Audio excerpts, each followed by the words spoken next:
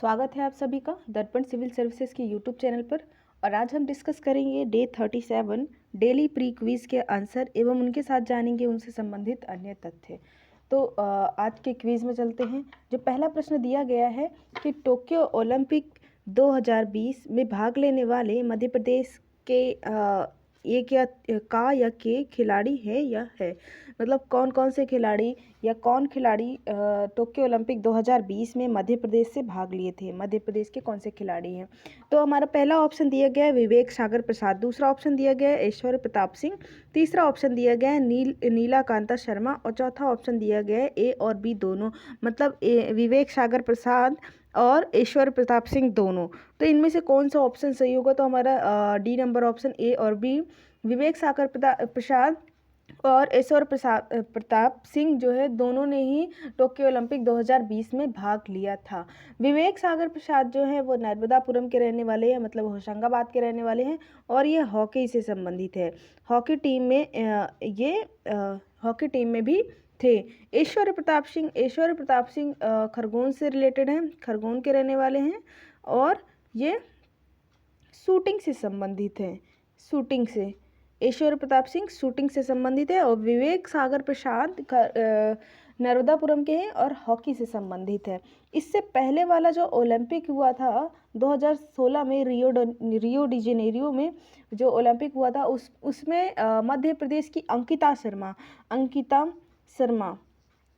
शर्मा ने एथलेटिक्स में भाग लिया था। उसमें मध्य प्रदेश की अंकिता शर्मा ने एथलेटिक्स में भाग लिया था। अंकिता शर्मा मुरैना की रहने वाली हैं।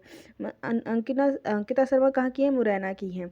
तो ये हमारा होता है पहला प्रश्न। अब हम चलते हैं अगले प्रश्न पर।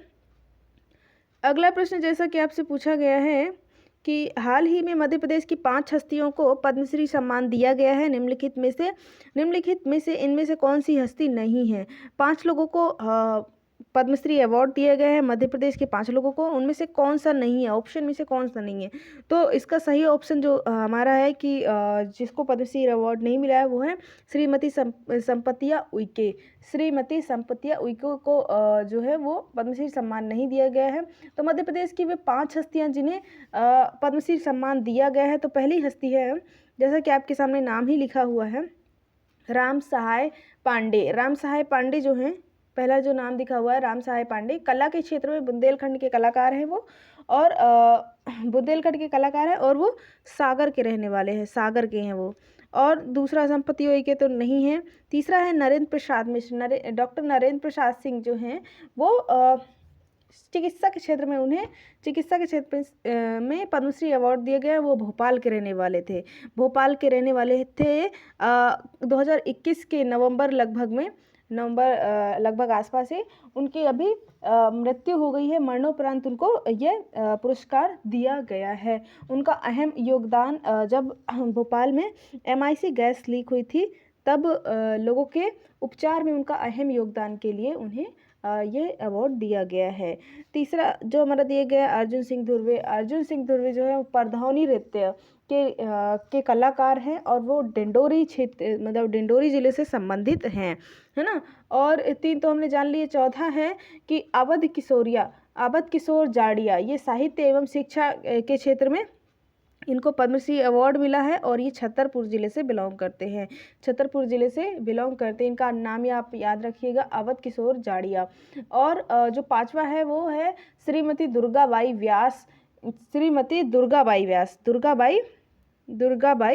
व्यास। ये जो है ये गोंडों में चलती है जो डिगना कला, उसकी ये कलाकार हैं। इन्हीं कला के क्षेत्र में पद्मश्री अवार्ड दिया गया है।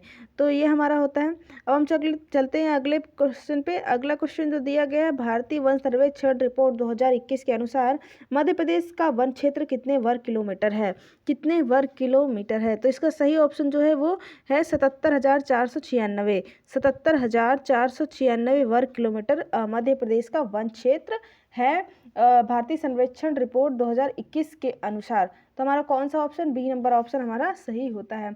मध्य प्रदेश में सर्वाधिक वन क्षेत्र वाले जो जिले हैं, पहला है बालाघाट,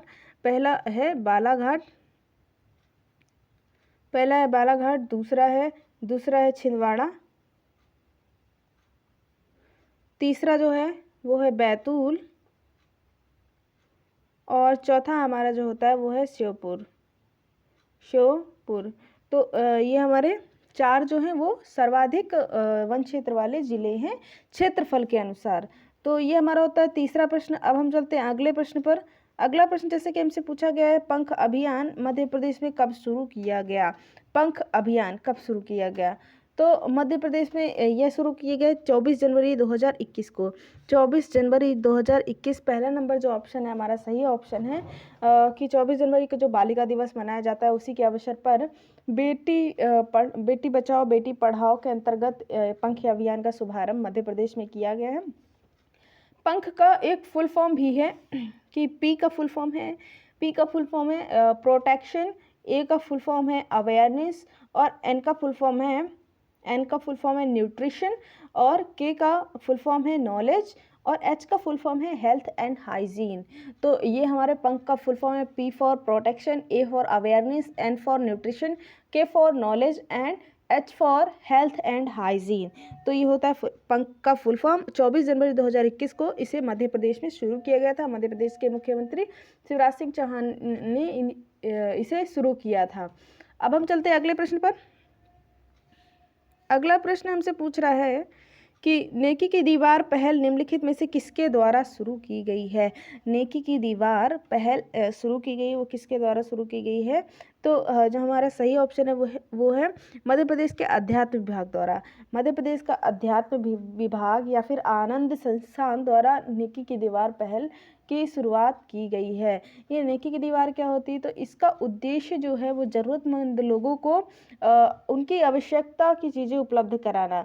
जिनके पास अधिक है, जिनके पास उनकी आवश्यकता नहीं है, कुछ चीज़ों की आवश्यकता नहीं है, तो वो अपनी चीज़ें ले जा करके नेकी की दीवार में रखते हैं और वहाँ से ज़रूरतमंद लोग अपना सामान ले जाते हैं, उनके ज़रूरत का सामान ले जाते हैं। तो ये होता है नेकी की दीवार, है ना। तो अध्यात्म विभाग द्वारा शुरू किया गया है। अगले प्रश्न पे हम चलते हैं। अगला प्रश्न है जल महोत्सव का 6वां संस्करण कहाँ आयोजित किया गया था? तो जल महोत्सव का पहला ऑप्शन जो हमारा दिया गया है खरगोन, दूसरा ऑप्शन दिया गया है खंडवा, तीसरा ऑप्शन जो हमारा दिया गया है भेड़ाघाट जबलपुर, और चौथा ऑप्शन दिया गया है बुरहानपुर। तो इसका सही ऑप्शन जो है वो है खंडवा। खंडवा में जल महोत्सव का 6वां संस्करण आयोजित किया गया है ना। ये खंडवा के हनुमंतिया टापू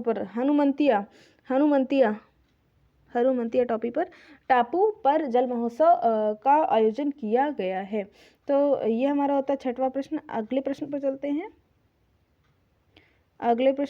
हैं। अगला प्रश्न जैसा कि हमसे पूछा गया है, देश का पहला कल्चर हेरिटेज मैनेजमेंट प्लान किस स्मार्ट सिटी की टीम द्वारा बनाया जाएगा? देश का पहला कल्चर हेरिटेज मैनेजमेंट प्लान किस स्मार्ट सिटी की टीम द्वारा बनाया जाएगा? तो हमारे सामने जो स्मार्ट सिटी के नाम दिए गए हैं ना, तो उनमें से सही जो ऑप्शन है वो है उज्जैन में देश का पहला कल्चर हेरिटेज मैनेजमेंट प्लान बनाया जाएगा। उसकी स्मार्ट सिटी की जो टीम है उसके द्वारा बनाया जाएगा। तो ये हमारा डी नंबर सही ऑप्शन होता है। अगले प्रश्न पे चलते हैं। अगला प्रश्न जो दिया गया है 2020-21 में ईज ऑफ डूइंग बिजनेस में मध्य प्रदेश का कौन सा स्थान है? 2020-21 में ईज ऑफ डूइंग बिजनेस में मध्य प्रदेश का देश में स्थान पूछा है, तो उसमें देश में स्थान है चौथा स्थान है मध्य प्रदेश का ईज ऑफ डूइंग में। अगले प्रश्न पर चलते हैं। अगला प्रश्न हमसे पूछ रहा है कि किस राष्ट्रीय राजमार्ग पर मोहनिया घाटी में 2.28 किलोमीटर लंबी 6 लेन की सुरंग का निर्माण शुरू हुआ है? ये कहाँ शुरू हुआ है? तो NH 39 में ये शुरू हुआ है ना। मोहनिया घाटी में 2.28 किलोमीटर लंबी 6 लेन की सुरंग का निर्माण शुरू हुआ है। ये मध्य प्रदेश की सबसे लंबी सुरंग होगी, है ना। तो इसका निर्माण शुरू हुआ है NH 39 पर। अगले प्रश्न पर चलते हैं। अगला प्रश्न जो हमसे पूछ रहा है कि मध्य प्रदेश के किस जिले में देश का पहला जियो पार्क बनाया जाएगा? देश का पहला जियो पार्क मध्य प्रदेश के किस जिले में बनाया जा रहा है? तो इसका सही ऑप्शन है जबलपुर में मध्य प्रदेश का पहला जियो पार्क बनाया जा रहा है, और ये नर्मदा नदी के तट पर इसकी स्थापना की जा रही है ना। हमारा सही ऑप्शन नंबर ए सही हमारा ऑप्शन होता है। अगले प्रश्न पर चलते हैं। अगला प्रश्न जैसा कि पूछा गया, मध्य प्रदेश के किस जिले में नेशनल कामधेनु ब्रीडिंग सेंटर की स्थापना की जा रही है? नेशनल कामधेनु ब्रीडिंग सेंटर की स्थापना कहाँ की जा रही है? तो हमारा सही ऑप्शन जो है वो है इटारसी, है ना। इटारसी के किरतपुर इटारसी में यह सेंटर बनाया जाएगा, national Kamdhenu breeding centre. Kamdhenu किसका पर्यायवाची है? तो गाय का पर्यायवाची है। अगले प्रश्न पे चलते हैं। अगला प्रश्न जो है कि मध्य प्रदेश के रहने वाली प्राची यादव का संबंध किससे है? मध्य प्रदेश की जो रहने वाली हैं प्राची यादव, उनका संबंध किस खेल से है? शूटिंग से है या कैकिंग से है या मुक्केबाजी से है या हॉकी से संबंधित है? तो इसका सही ऑप्शन जो है वो है कैकिंग कैनोइंग। कैकिंग कैनोइंग से संबंधित है प्राची यादव। प्राची यादव जो ग्वालियर की रहने वाली हैं। प्राची यादव ग्वालियर की रहने वाली हैं। तो ये हमारा होता है, ये पैरा खिलाड़ी हैं, मतलब पैरा कैकिंग कैनोइंग से संबंधित है ना। तो ये हमारा होता है प्रश्न नंबर 12। अगले प्रश्न पर चलते हैं। अगला प्रश्न जो हमसे पूछ रहा है, खेलो इंडिया यूथ गेम 2022-23 का आयोजन कहाँ होगा? तो खेलो इंडिया यूथ गेम 2022-23 का आयोजन भोपाल में ही किया जा रहा है। पहली बार मध्य प्रदेश में ये आयोजित कराया जा रहा है और इसे भोपाल में इसका आयोजन किया जा रहा है। अब अगले प्रश्न पर चलते हैं। अगला प्रश्न जो हमसे पूछ रहा है कि 64वें राष्ट्रीय शूटिंग चैंपियनशिप का आयोजन कहाँ किया जा रहा है? 64वें राष्ट्रीय शूटिंग चैंपियनशिप का आयोजन कहाँ किया जा रहा है? तो इसका भी आयोजन भोपाल में किया जा रहा है, गोरेगांव भोपाल में किया जा रहा है। और ये बार होता है प्रश्न नंबर 14। अब हम चलते हैं अगले प्रश्न पर। अगला प्रश्न जो दिया गया है कि 2020 का कबीर सम्मान किसे दिया गया है? 2020 का कबीर सम्मान किसे दिया गया है? तो इसका सही ऑप्शन है मनोज श्रीवास्तव। मनोज श्रीवास्तव जी को 2020 का कबीर सम्मान दिया गया है। अगला प्रश्न जो हमसे पूछ रहा है कि राष्ट्रीय देवी अहिल्याबाई सम्मान कब से दिया जा रहा है? अहिल्या बाई सम्मान का स्थापना कब से हुई है? स्थापना हमसे पूछ रहा है। तो इसकी स्थापना हुई है 1996 में इस पुरस्कार की, इस सम्मान की स्थापना हुई। यह देना शुरू हुआ था, है ना। अगले प्रश्न पर चलते हैं। अगला प्रश्न जैसे कि दिया गया है कि मध्य प्रदेश के किस शहर के रहने वाले आवेश खान का चयन भारतीय क्रिकेट टीम के लिए हुआ है? भारतीय वनडे क्रिकेट टीम के लिए हुआ है। क्या नाम है उनका? आवेश खान नाम है। तो वो किस जिले के रहने वाले हैं? तो वो इंदौर के रहने वाले हैं। वो किस जिले के रहने वाले हैं? इंदौर के रहने वाले हैं, जिनका चयन भारतीय cricket team one day cricket team में हुआ है ना। तो ये हमारा होता है। अगले प्रश्न पर चलते हैं। भारतीय क्रिकेट टीम के वर्तमान कोच राहुल द्रविड़ का संबंध मध्य प्रदेश के किस शहर से, किस जिले से है ना। तो इसका जो सही ऑप्शन है, राहुल द्रविड़ का संबंध इंदौर जिले से है। किस जिले से है? इंदौर जिले से है। तो हमारा सही ऑप्शन क्या होता है? इंदौर। अगले प्रश्न पर चलते हैं। अगला प्रश्न जो हमारा दिया गया है, मध्य प्रदेश के सत्येंद्र लोहिया का संबंध किस खेल से है ना। सत्येंद्र लोहिया किस खेल से संबंधित हैं? तो सत्येंद्र लोहिया जो हैं वो पैरा तैराक है ना। और वो किस जिले के रहने वाले? भिंड जिले के रहने वाले हैं। वो भिंड जिले के रहने वाले सत्येंद्र लोहिया भिंड जिले के रहने वाले हैं और वो पैरा तैराक हैं। अब अगले प्रश्न पर हम चलते हैं। अगला प्रश्न जो दिया गया है, मध्य प्रदेश बैडमिंटन अकादमी की स्थापना कब की गई? मध्य प्रदेश बैडमिंटन अकादमी की स्थापना कब की गई, है ना। तो इसमें दिए गए 2013, 2012, 2010 और 2016। तो हमारा सही ऑप्शन है 2010 में बैडमिंटन अकादमी की स्थापना की गई। तो यह हमारे आज के होते हैं 20 प्रश्न, जिसके उत्तर आपने देख लिए होंगे। और इसको अगर आप इस टेस्ट को लगाना चाहते हैं तो हमारा ऐप डाउनलोड करें, दर्पण सिविल सर्विसेज ऐप, जिसकी लिंक आपको नीचे डिस्क्रिप्शन बॉक्स में दी हुई होगी। और अगर आप इसकी लिंक लेना चाहते हैं, प्रश्न को सॉल्व करना चाहते हैं, तो आप हमारा टेलीग्राम चैनल ज्वाइन करें, जिसकी लिंक उसकी भी लिंक डिस्क्रिप्शन बॉक्स में आपको मिल जाएगी। अब चलते हैं आपके आज के प्रश्न में। आज का प्रश्न जो है कि किस राज्य में भारत का पहला समुद्री शैवाल पार्क खोला जा रहा है? किस राज्य में भारत का पहला समुद्री शैवाल पार्क खोला जा रहा है? इसके ऑप्शन में दिया है पहला केरल, दूसरा है तमिलनाडु, तीसरा दिया गया है पश्चिम बंगाल, चौथा दिया गया है आंध्र प्रदेश। इसका उत्तर आपको कमेंट बॉक्स पे देना है। कमेंट बॉक्स पे आप कमेंट करके इसका उत्तर देंगे और इसका जो सही उत्तर है वो आपको कल की वीडियो में, अगली जो आने वाली वीडियो हो उसमें आपको बताया जाएगा। अब जो कल जो बीत गया कल, उसमें आपको जो प्रश्न दिया गया था उसका उत्तर कि प्रश्न जो दिया गया था कि भारत सरकार ने भारत को पूर्ण रूप से मलेरिया मुक्त करने का लक्ष्य जो है किस वर्ष तक रखा है? तो किस वर्ष तक रखा है? 2030 तक पूर्ण रूप से मलेरिया मुक्त बनाने का लक्ष्य भारत सरकार ने रखा है। तो हमारा सही ऑप्शन क्या था?